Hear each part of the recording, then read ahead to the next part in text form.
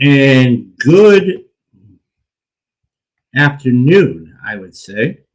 Welcome to another edition of Real Talks.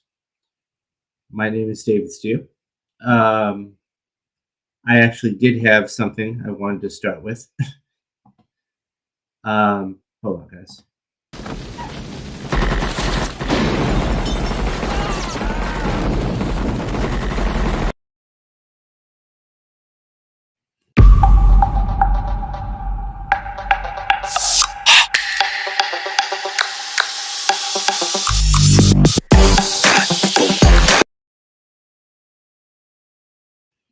There we go.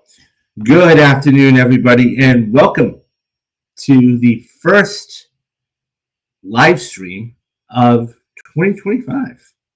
Happy New Year, everybody. It's been a while. And yes, I'm back. I am back. So I had this big schedule for the last couple of weeks at work or whatever, but I'm back now.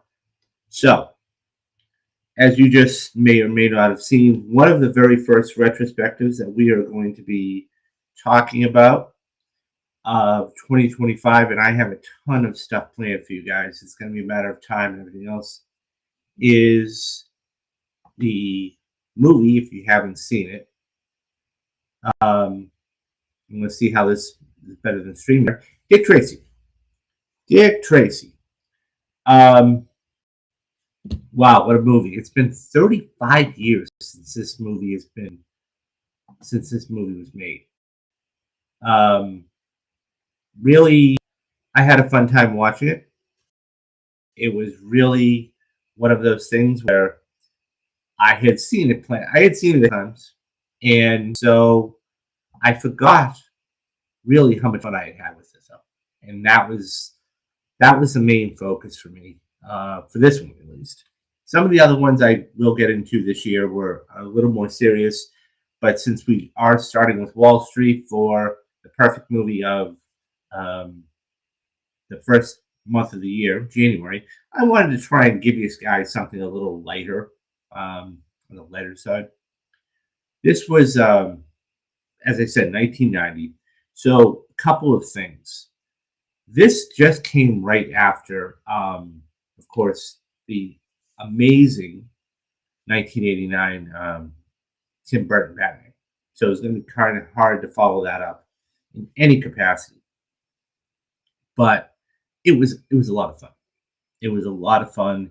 I learned a lot of stuff about this, and it was a good time.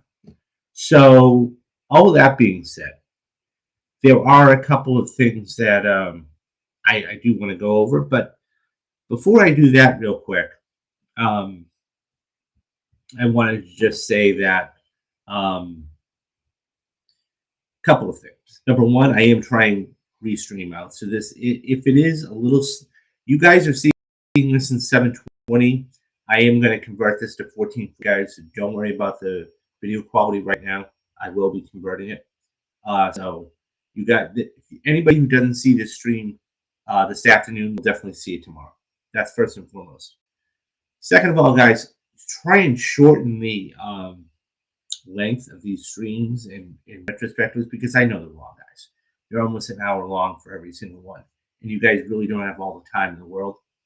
I've come up with a template, really a rubrics of what I think the movie was, how the movie was. Now, truth be told, I'm not going to use it for every single movie. Okay. For example, this movie here, Dick Tracy, I'm not going to use it for this, just because it's not for this kind of movie. Okay. This is going to be for a little more dramatic type of film, like I'm going to be doing Godfather Part 3 and a couple others this year. That will be what it's for. So, with all that out of the way, let's get back to business. As I said, guys, brand new things. Bear with me. If this does stutter a little bit, please bear with me. I'm still trying to get used to this. So Dick Tracy, one of the great films of the 90s, really kicked off the 90s. So let's as it goes, okay, this film was actually released, okay. Um, this film was actually released right in the middle of summer, and it's hard to believe, okay. So June 15th was the release date for this movie, okay, and it went out to the maximum number of theaters at the time, and that was 2,032. Now compare that today, a wide release would get you over 4,100 um, 4,100 screens. That's pretty amazing. So we've definitely come a long way as far as what a wide release is. Um, so to put this in perspective for everybody, at the time, Another 48 Hours, starring Nick Nolte and Eddie Murphy, opened the week before and earned about $20 million. Okay, in Total Recall, which is another film I'm going to be doing. Okay, stay tuned for that. That's going to be coming up this month, actually. Opened to $25 million. So that kind of tells you where it was at the time. So this ended up making $22.5 million opening weekend. So it's right on par with the other two films. It eventually went on to gross, believe it or not, $163 million worldwide, which in the majority was earned here, $100 million in the States. So before actually get going into the film, there were a couple of interesting things I found fascinating about it. First off, the inspiration for Beatty actually taking on this project was twofold. The first was he saw two frames from a comic strip where Tracy punches the guy in the face and says, "Take that, you cockroach," which is actually in the film. And then a frame where Tess Trueheart, saying, "Are you asking me to marry you?" So there was a lot of, and that's actually in the film too. So there are a lot of heartwarming moments, and I'll get to those in a couple minutes. The makeup artist, guys. So the makeup itself was amazing in this film. The makeup was absolutely amazing in this film. So, I mean, let's just take a look at Big Boy Caprice here. So Big Boy, of course, this is played by Al Pacino, okay? One of the that legendary actor, Al Pacino, okay? It was really fascinating to see how he was able to get Beatty, I'm talking about, because he directed this as well, get all of these people on. This cast is stacked, and I'm going to get to the whole cast in a couple minutes. But just the makeup job of how this was done was pretty incredible. Okay, I mean, you just take a look at this here. Okay, here's another shot, guys. Okay, of you got prune face there, you've got flat top all the way back there. And by the way, there's a shot which I'll get to in a couple minutes about flat top. And William Forsythe, of course, the same guy who's at The Rock. He's a well-known actor. He's been around the block. I think he's in his like 60s or 70s now. He actually was 4 hours a day for makeup for him. Now, there were some actors and actresses that really didn't have to do makeup. But let me just talk about the cast real quick. Because the cast is really what makes this film what it is. Okay, so Warren Beatty, it goes that he asked a lot of big name people at smaller roles, okay, and they all wanted to be in this movie. So Beatty had just come off doing, or will be doing in the next couple of years, Bugsy. Okay, so he's still red hot at the time, but he wanted to direct something that was a little later because he had just done Bugsy. So you have, let's check out this cast real quick, guys. This is a who's who of at the time. You have Al Pacino. Okay, by the way, Al Pacino was still popularized. I mean, of course, Godfather, Serpico, Scarface in '83, a number of other other films, but he wasn't that guy, that legendary actor yet. Okay, he is still yet to do Heat and a couple other films moving down the road. Madonna. Madonna at the time was unbelievable. She was white hot at the time, okay, and just starting to come into that controversial figure, okay. And so he wanted to find somebody that was that femme fatale role, okay. Dustin Hoffman. What can you say about Dustin Hoffman that hasn't been said over the years? This is a guy, of course, you have The Graduate, okay? I mean, you've got, of course, you have Rain Man, which he won his Academy Award for. Then you have films like Runaway Shirley, and then he goes and does something like Dick Tracy. Now, a lot you have to understand something too. This was really one of the first films that a lot of these actors and actresses wanted to do this for their kids.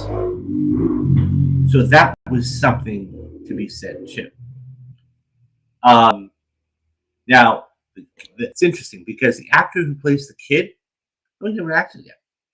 This was his really one role in all of, in what he did as far as acting. Or if he did act, he got smaller roles.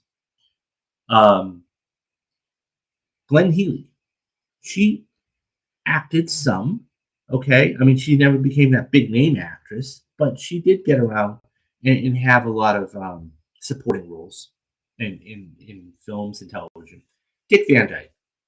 Fortunately, we just lost him, you know. So I think I'm not sure if he's still alive. If he is alive, he's 100 years old. That tells you something. And if we did lose him, that's it's a damn shame. He was a phenomenal actor. Kathy Bates. This is the who's who, guys. I'm not kidding. This is the murderer's row of actors and actresses. Kathy Bates, of course, and it's interesting because the next one is James Caan. Kathy Bates and James Caan, of course, did Misery, the Stephen King thriller. Okay. James Caan was, of course, in The Godfather, and a couple of other roles. But so that tells you something. Okay, a different type of mobster movie, if you will. William Forsythe, as I made mention, this was one of his earlier roles. He goes on and does The Rock. Okay, a couple of a little bit later in some other films. Paul Sorvino. Paul Sorvino, guys. Don't forget, guys. There's another movie right around that same time. Gangster movie. Goodfellas. 1990. Totally different gangster. But really, really fun. And then you had Manny Patinkin. Now, Manny Patinkin, this was a young 88 Keys. So he played 88 Keys. Okay? He played the piano player. Okay? And he was, trying to figure out the mystery and everything else. But that's Manny Patinkin, guys. That's the same guy who went on to do only one season of, but the initial season of Criminal Minds. Okay? And then he goes on to do Homeland and several other things. And he's a phenomenal actor. Okay? So, yeah. And then, lastly, Catherine O'Hara. And Catherine O'Hara, okay, is going to be in this upcoming season of Last of Us Part 2. That's going to be incredible. I can't wait to see that. So look out for that. So you have Catherine O'Hara. This is a murderer's row of actors and actresses. And this was 35 years ago. So, I mean, unfortunately, we lost Paul Sorvino in the last, 6 months, but I mean, it's just an amazing, amazing, amazing cast. So this was actually one of the quick shots of them at the, now you got to remember, guys, this is 1990. So one of the quick shots of them for the red carpet. And red carpets were not as big back then. As I said, Dick Van Dyke, the guy's a legend. He had probably 2 or 3 roles, or 2 or 3 speaking lines, or scenes in this. It wasn't a lot, guys. That's the thing. All of these actors and actresses took this because Beatty asked for a favor, and he's like, absolutely, knowing they weren't going to have a lot in there, knowing they weren't going to do it, but a lot of did it for their kids. So, I mean, that's Dick Van Dyke. You know, I showed you 80. I mean, here's James Caan. You know, he didn't really have to do much, but a totally different gangster, right? And yeah, okay. So that was really something. Now, something I found interesting that I didn't know this, okay? What Beatty did in this shot here, okay, is really gonna we'll come back to this shot here. He only used 6 colors. And I found that fascinating. Okay, guys? He only used 6 colors. So he used red, yellow, green, blue, orange, and purple. Now for purple, okay, because he wanted to have the distinguishing, he wanted to distinguish this character more than anything else. He used her for the blank. Okay, of course the blank was, as you can see, the purple background. That, of course, was Breathless Mahoney, played by Dawn. So, like I said, guys, at the time she was white hot, and so she really came into her own. You know, I'm pretty sure she designed the numbers, okay, or the singing part. So that was really something in of itself. But so that was really interesting in of itself. The fact that, yeah, it was really interesting that you know, there was only 6 colors used. I mean, usually, I mean, today's design, we're talking about, you know, not thousands, but quite a few colors. I mean, look at Barbie a couple of years ago, right? Barbie had pink, a lot of pink, but they were trying to find out which shade of pink they wanted to use. Did they want to use that bright pink, or the lighter tone pink, or something in the middle? He only used 6 colors, which is fascinating. And it really doesn't complicate a lot of things, right? So, something else I found interesting, and I think this was a film that he was trying to do that made it very, very simple. So, the other thing, too, I found fascinating, okay, is that there were no brand names on the gun. So, you got to understand something. This is before brands, product placement in films. Today you watch a movie, okay, a big budget movie, and whether it's a car or it's a computer or it's a dishwasher or a refrigerator, anything, you always see product placement. Always. So one thing that he wanted to try and avoid, and he was being very generic about it, is he had all of the hood ornaments. Okay? He had all of the hood ornaments removed. Okay? And then he replaced them. So you can see he replaced them with custom ornaments to make it a lot more diverse. So you could have, like, this one has a horse on it. You could have another one, maybe, you know, what, something else on another one. And that was really helpful.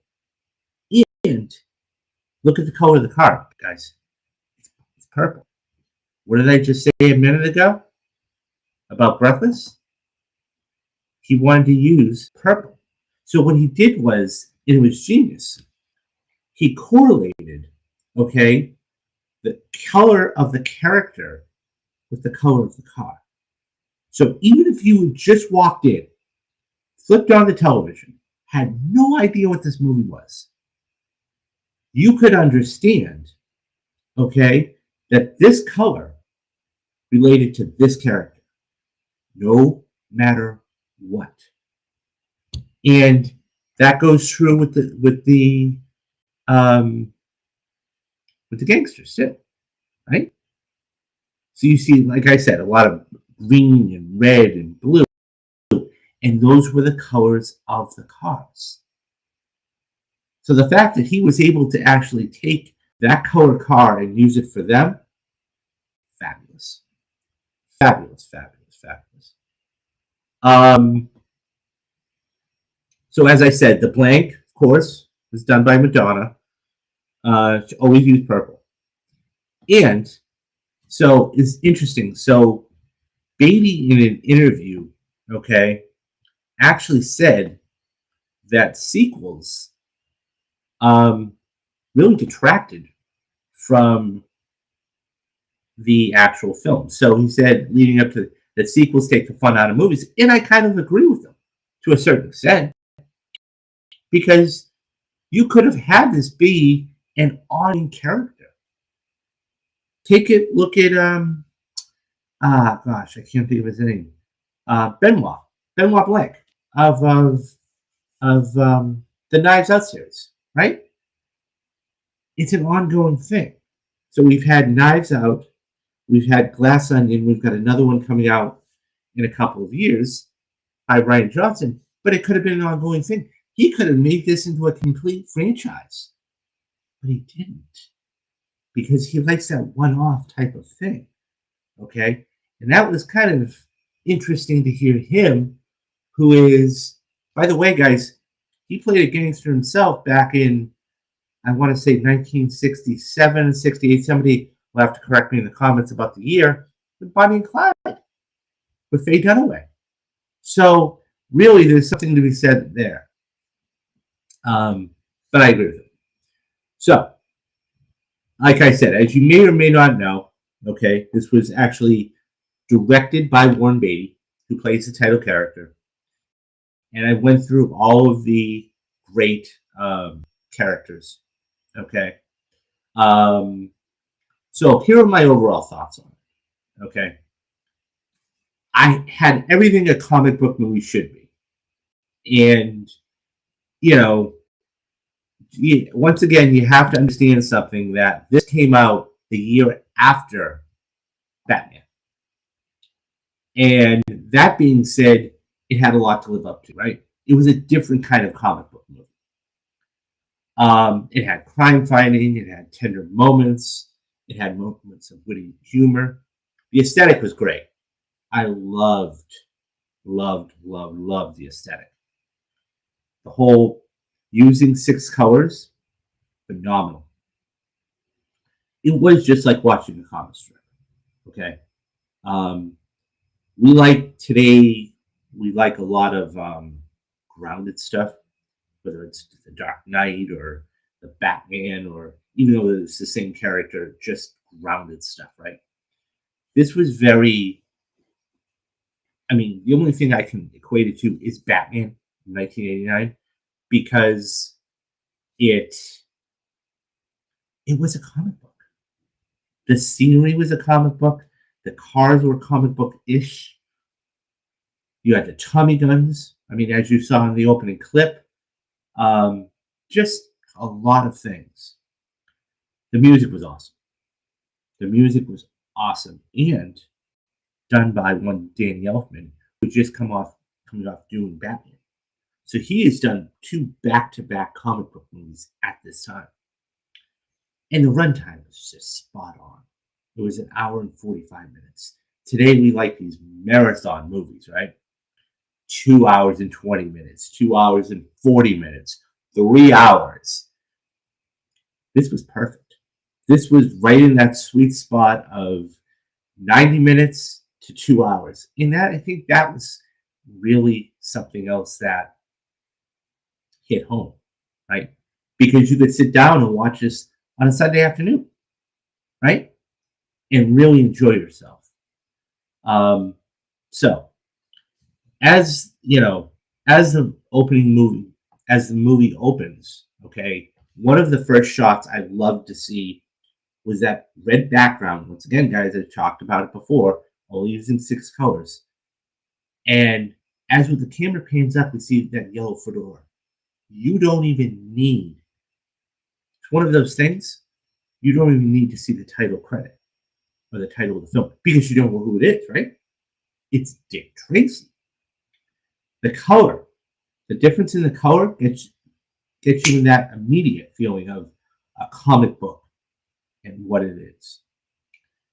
When we go to the Club Ritz, even the transition, okay, going from that Tracy's house all the way to the Club Ritz, fantastic. It's all comic bookish. Remember, guys, and that's what you're trying to do. The first time we meet Breathless, this was fascinating. We see her in an outfit, okay, and I got to be honest, this was a PG movie, right? Now this is the scene where she's trying to seduce him, but I was like, whoa, this is PG, guys. I mean, no, I mean, it wasn't lewd, it wasn't precocious or anything. It was just revealing. And you could get away with that back then. Wow. That was really, and I liked it. I mean, not to say that, but it was good to see that he leaned into it a little bit. Costume designer did a phenomenal job. All the costumes, especially the ones, the Club Ritz. So yeah, that was interesting, to say the least. So it had the perfect balance of crime fighting and family aspects, because there are two things here. You have Dick Tracy, who is trying to struggle to marry his sweetheart, true Tessart, okay? And then he has to be that bad, mean guy to go fight crime. In the middle of this, we have the kid, okay? And so they're trying to figure out and navigate, well, what do we do here? We can't give this kid over to the orphanage, okay? But yet we can't take him in because we're trying to figure out our own relationship. So that was interesting. Every single time Tracy starts to try to get up the courage to have him propose, the kid interrupts. And of course, it's one of those things like, they're about ready to go kiss and the kid just swoops in. It's just perfect. So yeah, this is heartwarming. There are heartwarming moments. The scene where the kid gives, after he saves Tracy from Big Boy when he gets captured, it kind of reminded me of the whole Temple of Doom. There's another heartwarming moment, and so the big thing is that the kid has to pick a game out. And so he finally came up with a name. And this is when he gets, Tracy arrested because he gets framed, or they think he gets framed. And he's like, oh, I paid. And he's like, oh, you did? And then, so he unrolls the diploma. And of course, as you can see what it says, Dick Tracy Jr., because he admired him so much. And it kind of almost brings a tear to your eye. This is lost in movies, by the way, but, brings a tear to your eye. And so he says, do you mind? And he says, and by the way, he's taken aback. He's taken aback. He's like, no, not at all. And you see that the kid finally has somebody to look up to and to be a role. And so it was a really cool dynamic of him actually belonging. But yeah, this is overall, this is just a fun movie. It really is. Um, there's nothing else to say except I had a great time watching this. I really did. It was something that I really. It's a fun watch. You get the action. Al Pacino was just, um, he was so over the top that it was just so much fun to watch, and he really did it. Because you got to understand. So that's Khan. Hold on, but he really did a great job. Um, but yeah, he really did a great job. He really, really did a great job because you got to understand he's the other besides the sweetheart. He is the main bad guy, right? And he just did a phenomenal job. He was so over the top, but he was so good. Um, and he did that again a few years later in The Devil's Advocate. I mean, the last 15 minutes of that movie is just incredible. We all talk about The Godfather and Scarface and Serpico and Dog Day Afternoon and Heat, but the fact is he can play these roles too. And this was the first one that he did. And I think this role of playing Big Boy actually gave him to go play the confidence to go play that role a couple years later in Taylor Hackford's The Devil's Advocate. So, but I love this movie. This movie is it's head to toe a fantastic movie, and I had so much fun watching it. So, good times. Good times were had by all watching this. It was a fun movie. Okay, so as I said, I wanted to try and make these a little shorter. Couples, and yes, I know the lights behind me is getting down there. I should have kept it on, anyways. Couple of things, and I don't have the programming notes, so I don't have all of the pictures here. So I'm just going to tell you guys. As I said before, guys, first and foremost, this is not how you're going to see it. Anybody who's watching this on YouTube, okay, is not going to see it in 720. I have something. I'm going to bolster up the things for you guys, and absolutely going to be getting another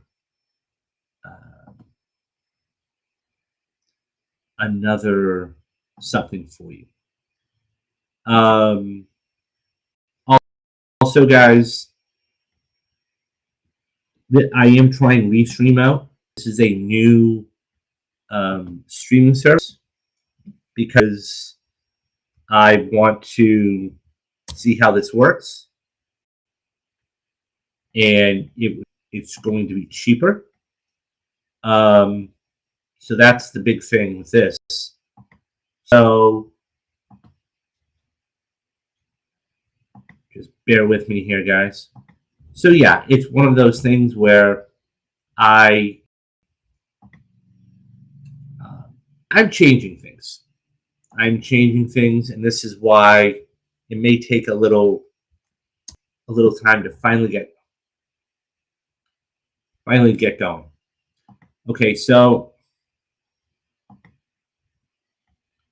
I'll just tell you about it, and then you guys can check this out later on. So this was going to be the first stream of 25, as I said to begin with. That being said,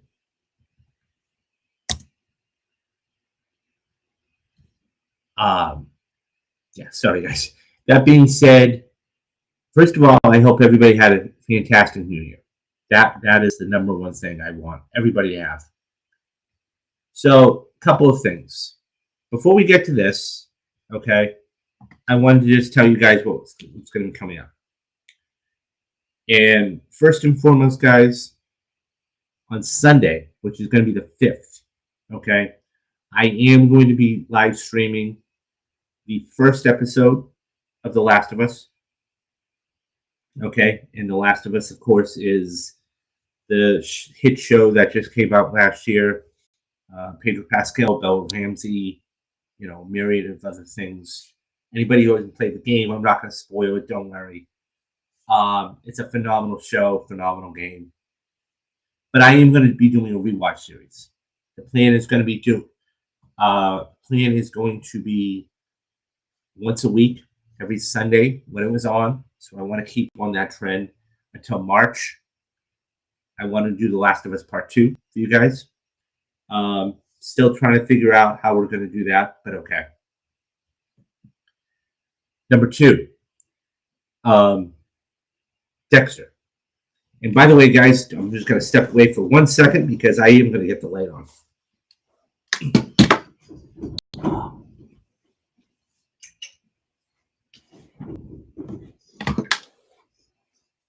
That's much better, guys. You can actually see me. Anyways, and I should have kept it on the whole time. Anyways, guys, Dexter. My plan is that beginning in April, okay, I want to start bringing you that rewatch series. But I've got a lot of other movies coming out for this month. I have The Godfather Part 3. I have Total Recall, as I said at the beginning of the show. I have all of these other movies. I have a whole thing lined up. February, I'm going to do Black History Month. I'm going to sit down and watch a lot of movies. When it comes to the middle of the month, I am also going to be covering newer films. The first one being Captain America Brave New World. I've already taken a date off. The week of Captain America, guys, and this is going to be happening in about 6 weeks, and I'll remind you guys about this again. You guys are going to be getting because I'll probably be working at the time, and I'm going to give you guys something. Last year, I'm going to be giving you a couple of videos leading up to Brave New World. On the Friday, I will be going to see it on the Thursday. On that Friday, on the 14th, guys, I've already taken it off from work. I'm going to sit down and do the spoiler cast for you. That is the very first spoiler cast of 2025. What else? We're going to be doing Marvel March again in a couple months. I've got that whole slate of films lined up. I've got a lot of stuff coming up for you guys. A lot. Perfect Movies. I don't know if it came up or not. I'm going to re-upload it tonight for tomorrow. Wall Street is going to be the first movie of 2025. And so let me just dive right into this. Memberships. Why are these important? Well, they're important for a couple of reasons. Okay, number one, this is what I want to do full time. Okay, this is my first, quote, full year doing this. I started planning back in October. Is everything going to go as planned? Absolutely not. But I want to give you the best content I can, as many videos as I can. Okay. Last year I just started. I'm slowly getting the swing of things. That being said, there's a couple of so I as I said in the ticker, okay, and as you can see there, the price is absolutely free to become a member. You say, well, why would you do that? Because I want you guys to see exactly what I'm giving you, okay, and the kind of content I'm giving you, okay. I'll be absolutely honest with you. I don't want to take your money if you don't like it. I don't.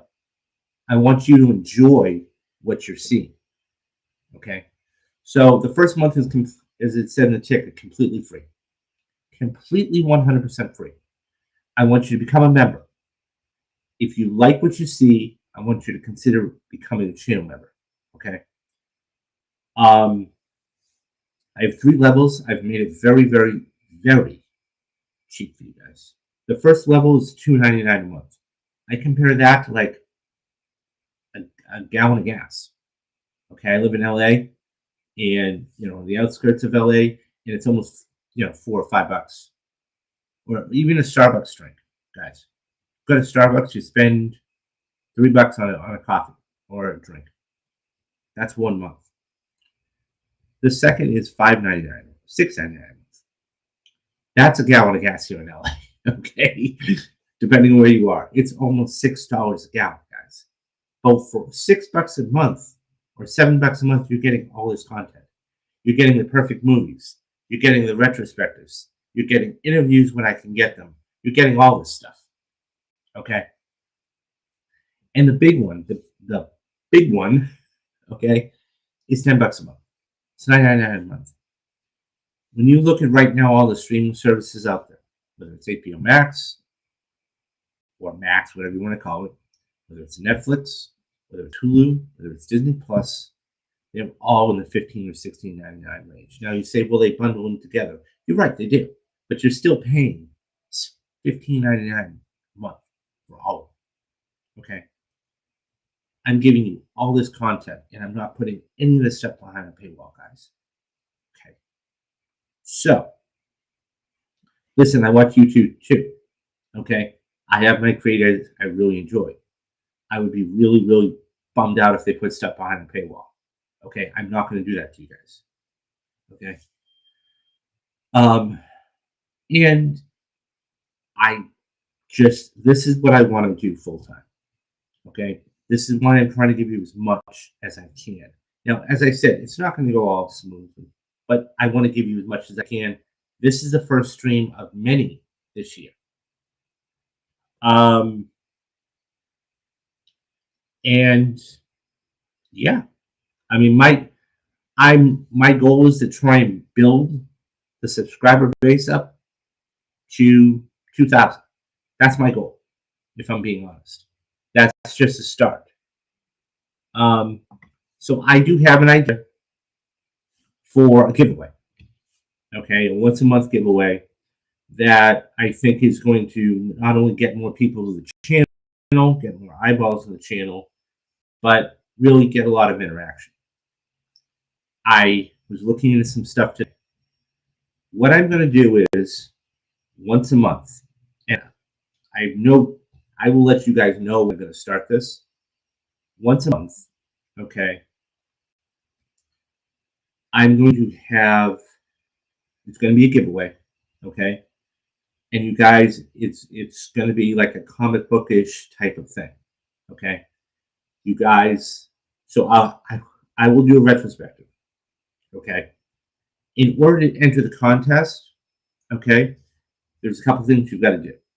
Number one, you have to like the video. Number two, you have to subscribe to the channel.